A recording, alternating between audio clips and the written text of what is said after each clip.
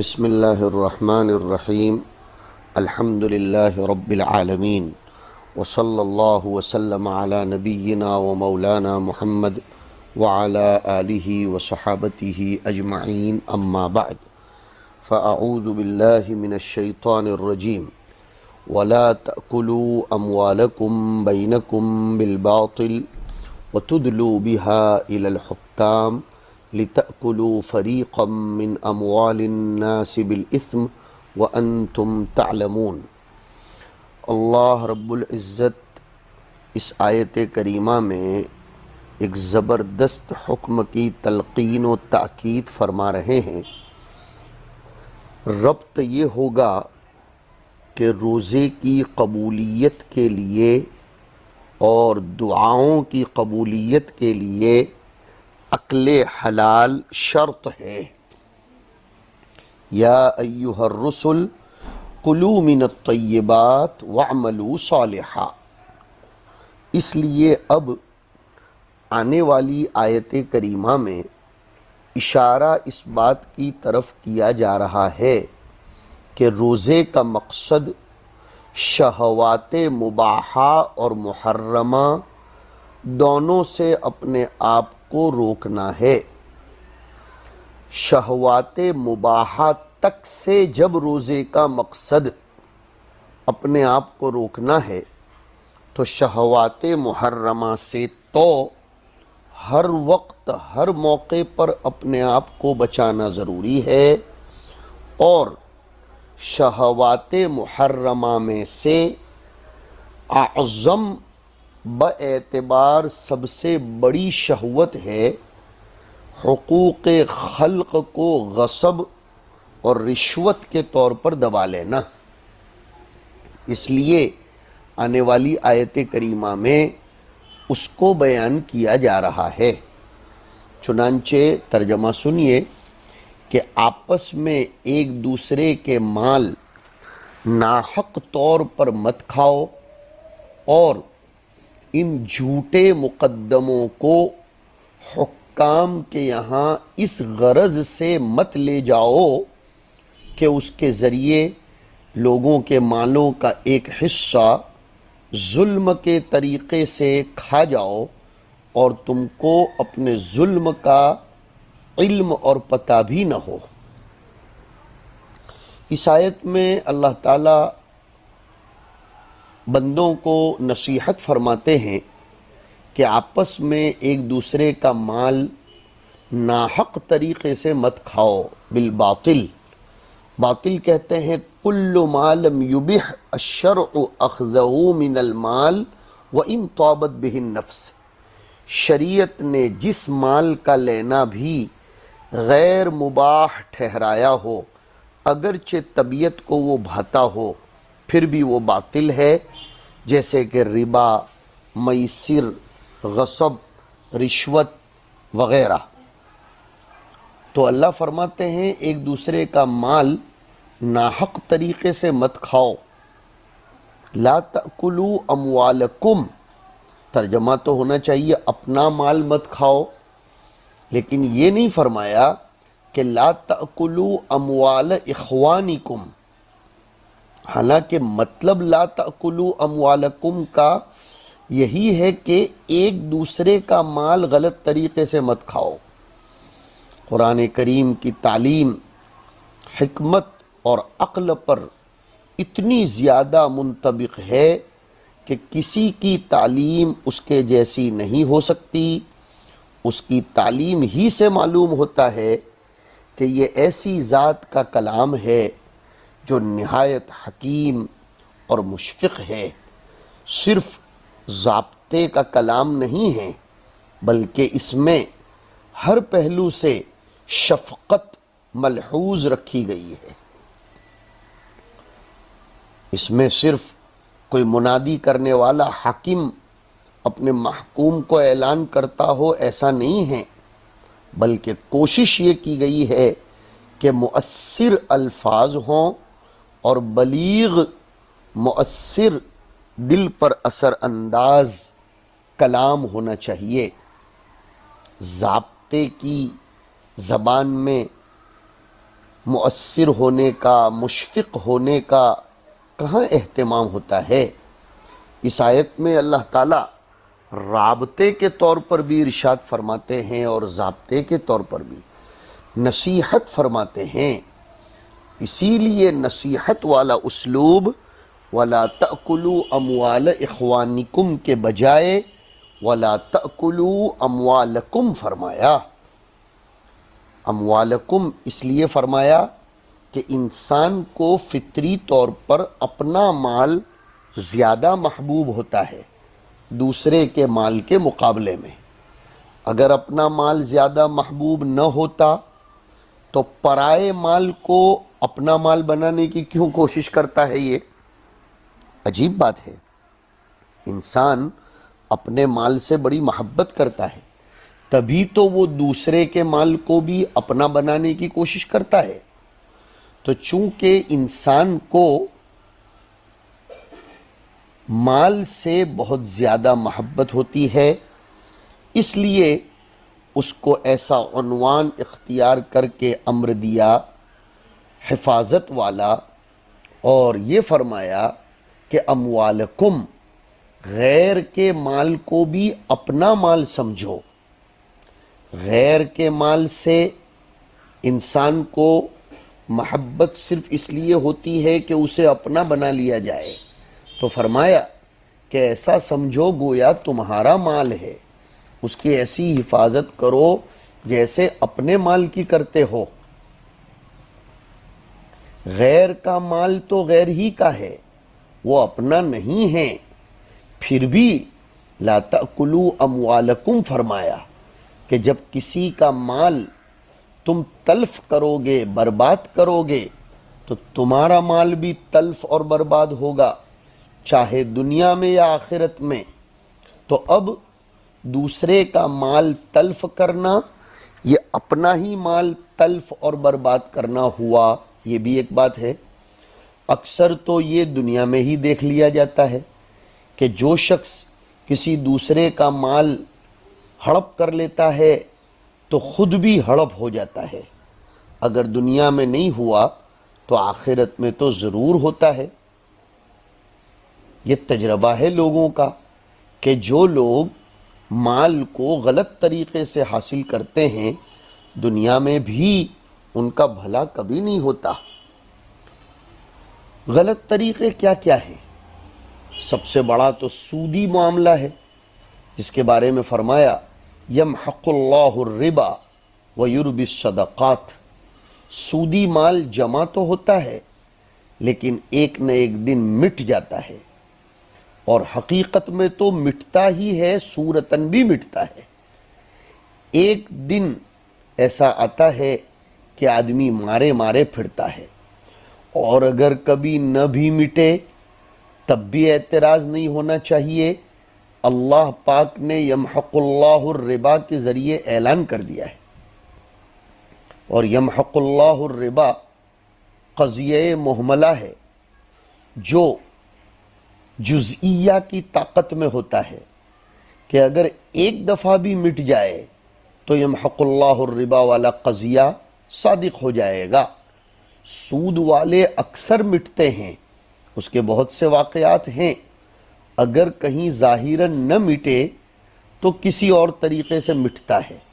یمحق اللہ الربا، محق ایک تو یہ ہے کہ مال جاتا رہے، چوری وغیرہ ہو جائے، یہ ظاہری محق ہے، اور ایک معنوی محق ہے کہ سود والا خود اپنے مال سے فائدہ ہی نہیں اٹھاتا، وہ مال کو مقصود بنا لیتا ہے، ذریعہ نہیں سمجھتا، فاقہ کر کر کے پیسہ بڑھانے کے چکر ہی میں اپنی عمر عزیز کو ختم کر دیتا ہے۔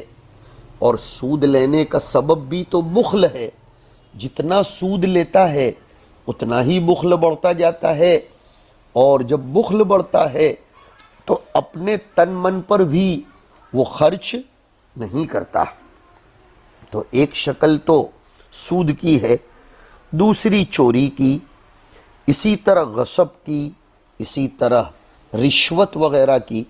تو اللہ پاک فرماتے ہیں کہ حاکموں تک کسی کے مال کی خبر نہ دو، ظالم حاکموں کو، یا اپنا مال بطریق رشوت حاکم تک نہ پہنچاؤ کہ حاکم کو اپنا موافق بنا کر ڈاکیومنٹس غلط کر کے، غلط پروف دے کر کسی کا مال کھا لو، ہڑپ کر لو، اپنے نام پر کر لو، یا جھوٹی گواہی دے کر، یا جھوٹی قسم کھا کر، یا جھوٹا دعویٰ کر کے کسی کا مال نہ کھاؤ، اور اس طور پر کہ تم کو اپنے ناحق پر ہونے کا علم بھی ہو، ایسا مت کرو۔ طلبہ، اسلامی نظام معاش دنیا میں امن عام قائم کرتا ہے، تمام انسان اس میں برابر کا حق رکھتے ہیں۔ ہوا، پانی، گھاس، آگ کی حرارت اور غیر مملوک جنگلات، غیر آباد پہاڑیاں، جنگلات کی پیداوار، ان سب میں سارے انسانوں کا مشترک حق ہے، کسی کو ان پر مالکانہ قبضہ جائز نہیں ہے۔ حضور نے فرمایا، متفق علیہ روایت ہے، انما انا بشر، میں ایک انسان ہوں، تم میرے پاس اپنے مقدمات لاتے ہو سکتا ہے کہ کوئی شخص اپنے معاملے کو زیادہ رنگ آمیزی کے ساتھ پیش کرے اور میں اسی سے مطمئن ہو کر اس کے حق میں فیصلہ کر دوں۔ یاد رکھو، حقیقت حال تو صاحب معاملہ کو معلوم ہوتی ہے، اگر حقیقت میں وہ اس کا حق نہیں ہے تو میرے فیصلے کے باوجود اس کو لینا نہیں چاہیے، کیونکہ جو کچھ میں اس کو دوں گا وہ جہنم کا ایک قطعہ ہو جائے گا۔ ایک حدیث میں فرمایا، جس شخص نے حلال کھایا، سنت کے مطابق عمل کیا اور دوسروں کو اپنی تکلیفوں سے بچایا، وہ جنت میں جائے گا۔ صحابہ نے عرض کیا، اللہ کے رسول، آج کل تو یہ حالات آپ کی امت میں عام ہیں، بہت سے مسلمان انہی کے پابند ہیں۔ حضور نے فرمایا، جی ہاں، آئندہ بھی ہر زمانے میں ایسے لوگ رہیں گے جو ان احکام کے پابند ہوں گے۔ ایک روایت میں فرماتے حضور کہ 4 خصلتیں ایسی ہیں جب وہ تمہارے اندر موجود ہوں تو پھر دنیا میں کچھ بھی حاصل نہ ہو تو تمہارے لیے کافی ہیں۔ امانت کی حفاظت، سچ بولنا، اچھے اخلاق، اور کھانے میں حلال کی فکر اور اس کا اہتمام کرنا، اور اسی پر دعائیں بھی قبول ہوتی ہیں۔ جی ہاں، تو دیکھ لیجئے، قیامت میں حضرت معاذ بن جبل کی روایت ہے کہ حضور نے فرمایا کہ محشر میں کوئی بندہ اپنی جگہ سے سرک بھی نہیں سکے گا جب تک اس سے 4 سوالوں کا جواب نہ لیا جائے۔ عمر کس کام میں لگائی، جوانی کس مصروفیت میں خرچ کی، مال کہاں سے کمایا اور کہاں خرچ کیا، اور اپنے علم پر کہاں تک عمل کیا، یہ اس سے ضرور پوچھا جائے گا، اس کے بغیر اس کو آگے بھی نہیں بڑھنے دیا جائے گا۔ تو اس آیت کریمہ میں بالخصوص اس کے اہتمام کا حکم دیا جا رہا ہے کہ وَلَا تَأْكُلُوا أَمْوَالَكُمْ بَيْنَكُمْ، مصنف نے اسی لیے تفسیر کی، اَيْ لَا يَأْكُلْ بَعْضُكُمْ مَالَ بَعْضٍ، ایک دوسرے کا مال نہ کھائے، بالباطل، غلط طریقے سے۔ بالباطل کی تفسیر کی، اَيْ الحرام شرعاً، شرعی طور پر حرام طریقے سے، كالسرقة والغصب۔ اور آگے فرمایا، وَتُدْلُوا أَيْ وَلَا تُدْلُوا بِهَا، أي ادلا بمعنی القاء، القاء الدلو فی البئر للاستسقاء، اس کو کہتے ہیں ادلاء۔ یہاں استعارہ کیا گیا ہے ایک چیز کے ذریعے دوسری چیز تک پہنچنے کے معنی میں، اور با کو صلہ بنایا گیا اور مجازن القاء کے معنی میں لے لیا گیا۔ تو ترجمہ ہوگا وَلَا تُدْلُوا أَيْ تُلْقُوا بِهَا أَيْ بِحُکُومَةِ الْأَمْوَالِ، اور حکومت بھی معنی فیصلہ، اور دوسرا مرجع بنے گا خود اموال۔ ترجمے دونوں کے الگ الگ ہیں. تم مالوں کے مقدمات مت لے جاؤ حکام تک. دوسرا ترجمہ اگر بہا میں ہا کی ضمیر کا مرجع مال کو لے لو، تم مال مت ڈالو حاکموں کے پاس اپنی طرفداری میں فیصلہ کروانے کے لیے. تو نہ تو ناحق طریقے سے مال کے جھوٹے مقدمے حکام کی طرف لے جاؤ، اور نہ ہی مال حکام کی طرف لے جاؤ تاکہ لوگوں کے مالوں کا ایک حصہ بطریق گناہ تم لوگ کھا جاؤ. تو ولا تدلو بہا میں ہا کی ضمیر کا مرجع یا تو بحکومتی ہا یعنی بحکومت الاموال، مال کے جھوٹے مقدمے حکام کی طرف مت لے جاؤ، یا تو ضمیر کا مرجع بالاموال یعنی مال مت لے جاؤ الی الحکامی رشوتاً، رشوت کے طور پر، تاکہ لتأکلوا بالتحاکم ایسے فیصلے کروا کر تم کھا جاؤ فریقاً طائفۃ من اموال الناس، لوگوں کے مال کا ایک حصہ، بالاسمی جار مجرور مل کا متعلق متلبسین سے بطریق گناہ، گناہ کرتے ہوئے تم کھا جاؤ کسی کے مال کا حصہ. اس مقصد سے یہ مقدمات یا یہ مال مت لے جاؤ. وَأَنْتُمْ تَعْلَمُونَ أَنَّكُمْ مُبْطِلُونَ، جبکہ تمہیں معلوم بھی ہے کہ تم غلط کر رہے ہو اور تم یہ باطل کر رہے ہو. اس لیے یہ بات یہاں پر ذکر فرمائی. متلبسین لا کر اشارہ کر دیا کہ جار مجرور حال بن رہا ہے وَلَا تَأْكُلُوا میں انتم کی ضمیر فاعل سے. بہرحال اس آیت کریمہ میں حق تعالی شانہ مال کو غلط طریقوں سے کھانے سے سختی سے منع فرماتے ہیں. کتنے ہی روزے رکھ لو، کتنے ہی اعتکاف کر لو، کتنی ہی شب قدر کی تلاش ہو جائے، لیکن مال اگر غلط طریقے سے لوگوں کا کھا لیا گیا تو مسئلہ بگڑ جاتا ہے، دعاؤں کی قبولیت نہیں ہوتی، عبادات میں جان نہیں پڑتی. بلکہ حدیثوں میں تو آیا کہ ان الرجل لیقذف اللقمۃ الحرام فی جوفہ، اگر حرام لقمہ پیٹ میں ڈالتا ہے تو 40 دن کی مقبول عبادتیں مسترد کر دی جاتی ہیں. اس لیے طلبہ عزیز و سامعین ہمیں اس کی کوشش کرنی چاہیے کہ حقوق العباد کے معاملے میں گول نہ ہونے پائے. حقوق العباد کا معاملہ ہمارا مضبوط ہونا چاہیے، اس میں ذرہ برابر رواروی کا معاملہ نہ ہو. آج کل اس سلسلے میں بہت زیادہ کوتاہیاں ہو رہی ہیں. لوگ عبادات کے دائرے میں تو ترقی کرتے ہوئے نظر آتے ہیں، لیکن معاملات کے باب میں اچھے لوگ اس سلسلے میں کوتاہی در کوتاہی کر رہے ہیں. اس میں ہمیں خوب سنبھل کر رہنا چاہیے.